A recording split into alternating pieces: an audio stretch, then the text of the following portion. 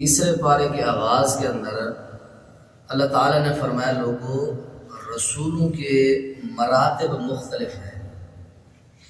بابا جی آدم علیہ السلام کو جو اللہ نے فضائل دیے وہ ان کے بیٹے شیس علیہ السلام کو نہیں دیے، جو اللہ نے ان کو دیے حضرت ادریس یعنی پیغمبروں کے مراتب فضائل مختلف ہیں۔ حضرت داؤد پیغمبر کو اللہ نے جو انعامات معجزات دیے تھے اللہ نے حضرت سلیمان پیغمبر کو نہیں دیے۔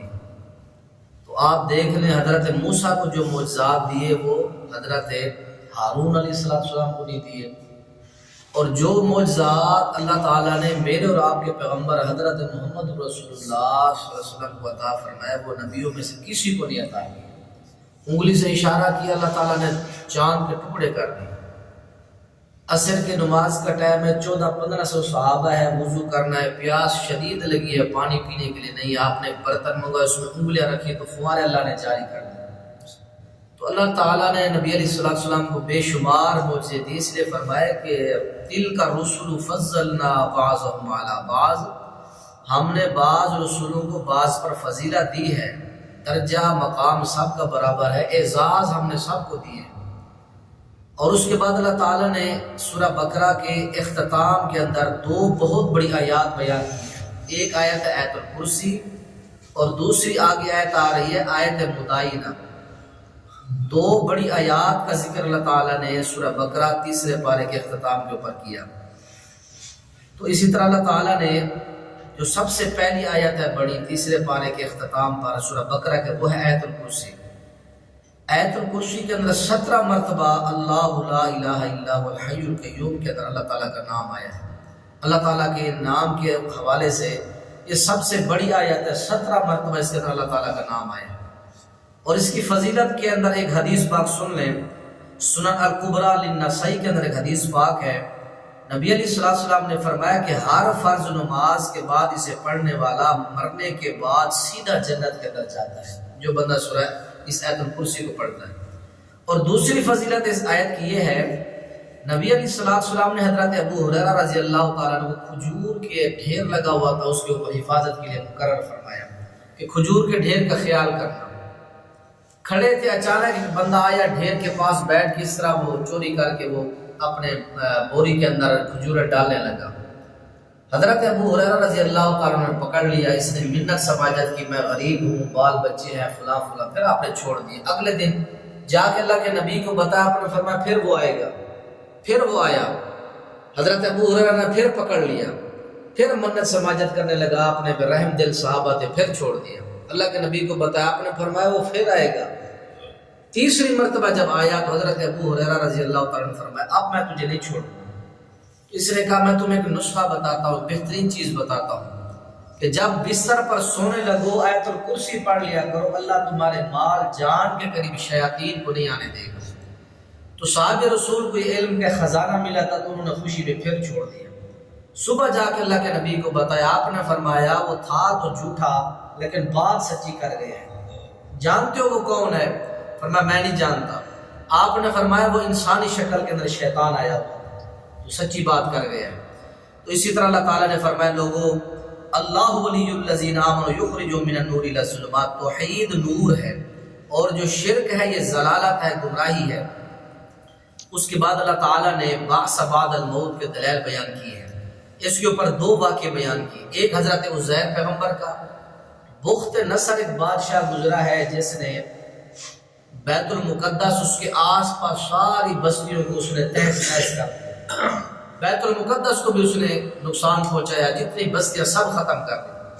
وہاں سے حضرت عزیر پیغمبر گزر رہے تھے، اپنا گدھا بھی ساتھ تھا، کھانا بھی ساتھ تھا، پانی۔ تو سوچنے لگے کہ انا یحیی ھذہ اللہ بعد موتھا، یہ بستیاں گر چکی ہیں، چھتیں نیچے آ چکی ہیں، سبزہ لوگ مر گئے، اللہ پھر کیسے پیدا کرے گا؟ اللہ نے اپنی قدرت دکھانے کے لیے اس پیغمبر کو 100 سال کے لیے فوت کر دیا۔ 100 سال زندہ فوت ہونے کے بعد اللہ نے پوچھا کتنا عرصہ سوئے؟ کہا اللہ میں دن یا ایک آدھا دن کا حصہ سویا۔ آپ نے فرمایا نہیں 100 عام تو بلکہ 100 سال سو چکا ہے۔ اب دیکھو آپ کا کھانا خراب نہیں ہوا، آپ کا پانی خراب نہیں ہوا 100 سال کے اندر، لامیہ سنہ اس میں کوئی بو بھی نہیں ہوئی، اسی طرح ذائقے دار کھانا پڑا ہے۔ اچھا دوسری طرف اپنے گدھے کو دیکھو، گدھا جو تھا گل سڑ کر اس کی ہڈیاں سفید ہو چکی تھی، تو اللہ تعالیٰ نے بیان کیا کہ میں زندہ کرتا ہوں، مارتا بھی ہوں، پھر مارنے کے بعد زندہ کرنے کی طاقت میں رکھتا ہوں۔ اور دوسرا واقعہ اللہ کی قدرت کا عظیم واقعہ حضرت ابراہیم پیغمبر علیہ السلام، حضرت ابراہیم کا مناظرہ ہے فرعون کے ساتھ۔ فرعون نے کہا میں بھی زندہ کرتا ہوں، اللہ بھی زندہ کرتا ہے، پھر اللہ میں مجھ میں نعوذ باللہ کیا فرق ہے؟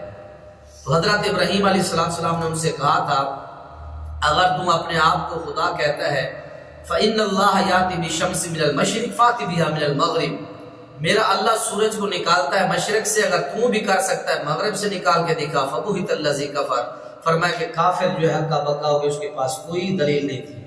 اور اسی طرح حضرت ابراہیم علیہ السلام نے اللہ تعالیٰ سے فرمایا اللہ مجھے اپنی قدرت کا یہ نظارہ دکھا، تو زندہ مارنے کے بعد زندہ کیسے کرتا ہے؟ اولم تؤمن، ایمان نہیں رکھتے آپ؟ اللہ رکھتا ہوں، ولیکن لیطمئن قلبی، لیکن دل کو تھوڑا تسلی، میں اپنے آنکھوں سے دیکھنا چاہتا ہوں۔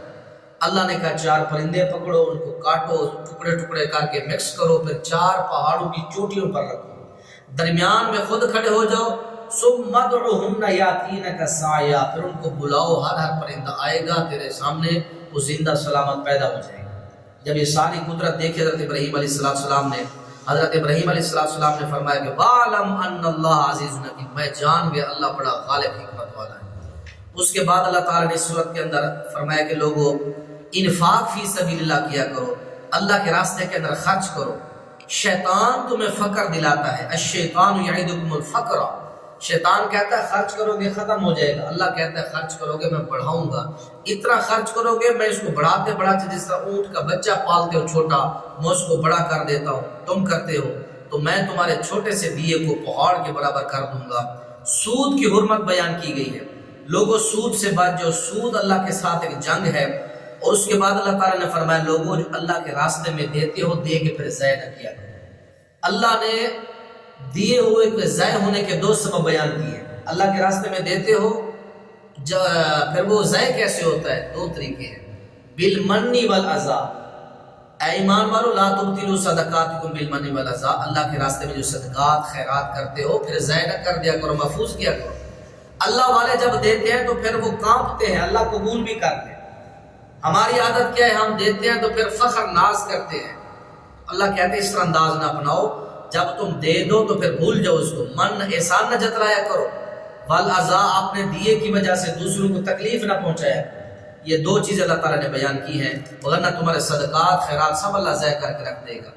اسی طرح فرمایا کہ لوگوں چھپ کر بھی صدقہ کر سکتے ہو، دکھا کر بھی صدقہ کر سکتے ہو، دونوں شریعت کے اندر آپشن ہے، چھپا کر کرو یہ اچھا ہے، دکھا کر بھی کرو، اللہ نے دونوں آپشن بیان فرما دیے ہیں۔ ان تبدوا الصدقات فنعما ہی، اگر زہر صدقہ کرو تو یہ بھی اچھا ہے، وتخفوها، اگر تم چھپا کر صدقہ کرو تو یہ بھی اچھا ہے، دونوں طرح کر سکتے ہو۔ اس کے بعد اللہ تعالیٰ نے فرمایا لوگوں یحسبون الجاہل اغنیاء من التعفف تعرفهم بسیماہم، بعض سفید پوش لوگ ہوتے ہیں، شریف ہوتے ہیں، غریب ہوتے ہیں، حقدار مستحق ہوتے ہیں، لیکن مانگتے نہیں ہیں، شرم کرتے ہیں، تو تم ان کی نشانیوں کو پہچان کر، تعریفوں بسیماہم، ان کی علامات نشانیاں پہچان کے دیا کرو۔ لا یسألون الناس الحافا، ان کی عادت یہ ہوتی ہے کہ وہ چمٹ کر لوگوں سے سوال نہیں کرتے، تم نشانیوں سے ان کو جا کے پہچانو۔ اس کے بعد فرمایا کہ احل اللہ البیع وحرم الربا، لوگوں میں نے سود کو حرام کر دیا ہے، میں نے خرید و فروخت کو لین دین کو جائز قرار دیا۔ اور اس کے بعد آیت مدائنہ، یہ بہت بڑی آیت ہے قرآن کی، اس کے اندر اللہ تعالیٰ نے لین دین کا اصول بیان فرمایا ہے۔ جب لین دین کرو تو 2 باتوں کو مد نظر رکھو، الی اجل مسمى فاکتبوا، جب لین دین کرو تو لوگوں تحریر اسٹامپ اپنی درخواست جو بھی لکھنی ہے وہ لکھنا ہی کر لیا کرو، اور یا لکھ نہیں سکتے تو فرمایا کہ پھر کیا کرو، گواہ بنا لیا کرو۔ اور اس کے بعد اللہ تعالیٰ نے آگے پھر سورہ بقرہ کی آخری آیت کے بارے میں فرمایا جو بندہ ان آیات کو رات کو پڑھ کے سوتا ہے تو یہ اس کے لیے کافی ہو جاتی ہیں، یعنی وہ غافلوں میں نہیں لکھا جاتا، صحیح بخاری کے اندر ہے۔ جو بندہ سورہ بقرہ کی آخری آیات ہے، آمن الرسول بما انزل الیہ من ربہ والمؤمنون، جو بندہ رات کو پڑھ کے سوئے گا وہ بندہ غافلین میں نہیں لکھا جائے گا بلکہ وہ ذاکرین کے اندر لکھا جائے گا۔ سمجھو کہ وہ پڑھا سویا ہوا بستر پر لیکن اللہ اس کے ثواب لکھ رہے ہیں۔ اور آگے جو سورت آل عمران ہے، آل عمران کے اندر اللہ تعالیٰ نے 4 واقعات اللہ کی قدرت کے بیان کیے۔ اللہ کی قدرت کے عظیم 4 واقعات میں سے سب سے پہلا واقعہ یہ ہے کہ جنگ بدر کا واقعہ بیان کیا گیا۔ 313 صحابہ تھے، انہوں نے 1000 کے لشکر کو شکست دے دی۔ اللہ کی قدرت کا بڑا عجیب واقعہ اس سورہ آل عمران کے اندر۔ اور دوسرا واقعہ یہ ہے کہ حضرت مریم علیہ السلام کو اللہ تعالیٰ نے بے موسم پھل دیے، یہ اللہ کی قدرت کا عظیم واقعہ ہے۔ تیسرا واقعہ، حضرت زکریہ علیہ السلام سفید ہو چکے تھے، سر بڑھاپے سے شعلے مارتا تھا۔ واشتعل الراس شیبا ولم اکن بدعائک رب شقیا، بزرگ ہو گئے، داڑھی بھی سفید، سر بھی سفید۔ اس عمر میں اللہ تعالیٰ نے حضرت زکریہ پیغمبر کو بیٹا یحییٰ علیہ السلام عطا کیا۔ یہ اللہ کی قدرت کا عظیم واقعہ ہے۔ اور چوتھا واقعہ اس صورت کے اندر، یہ تیسرے پارے کے آخر کے اندر یہ ہے کہ اللہ تعالیٰ نے حضرت عیسیٰ پیغمبر علیہ السلام کو حضرت اماں مریم کے پیٹ سے بغیر باپ کے پیدا کیا۔ جب فرشتہ آیا حضرت مریم علیہ السلام کو بشارت دینے کے لیے، اے مریم اللہ تعالیٰ نے تجھ سے بچہ پیدا کرنا ہے، تو کہنے لگی انا یکون لی ولد، اللہ میرے لیے بچہ کیسے ہوگا؟ ولم یمسسنی بشر، مجھے تو کسی بشر نے آج تک چھویا نہیں ہے، میری تو شادی نہیں ہوئی، کسی بشر نے مجھے ہاتھ تک نہیں لگایا۔ قال کذالک اللہ یخلق ما یشاء، اسی طرح اللہ چاہتا ہے تیرا بچہ پیدا ہوگا۔ اذا قضى امرا فانما یقول له کن فیکون، اللہ تعالیٰ جب فیصلہ کرتا ہے تو پھر کون کہتا ہے، آگے کام خود بخود ہو جاتا ہے۔ یہ اللہ کی قدرت ہے۔ یہ اللہ کی قدرت کے 4 عظیم واقعات ہیں۔ نجران یہ یمن کا ایک علاقہ ہے، صحیح چل کے آئے تھے اللہ کے نبی سے مناظرہ کرنے کے لیے۔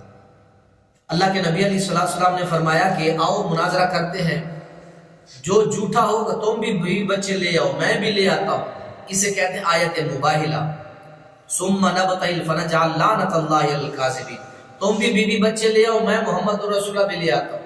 اللہ کے نبی نے حضرت حسن حسین کو بلایا، حضرت علی، حضرت فاطمہ الزہرا، ان تمام گھرانوں کو بلا کے کہا اللہم ہؤلاء اہل بیتی، اللہ یہ میرا گھرانہ ہے، لے آؤ تم عیسائیوں اپنے بچے بھی۔ مدینہ کے جو ہے میدان کے اندر کل اتنے بجے ہم آئیں گے، جو جھوٹا ہوگا اللہ اس پر لعنت کرے گا، اللہ اس کو تباہ کر دے گا۔ عیسائیوں نے سوچا کہ یہ اللہ کے نبی کے ساتھ مناظرہ کرنا، چیلنج کرنا، یہ تو تباہی ہے، ہم برباد ہو جائیں گے۔ تو پھر یہ ڈر کے پھر بھاگ گئے تھے، تو اس کو آیت مبہلہ کہتے ہیں۔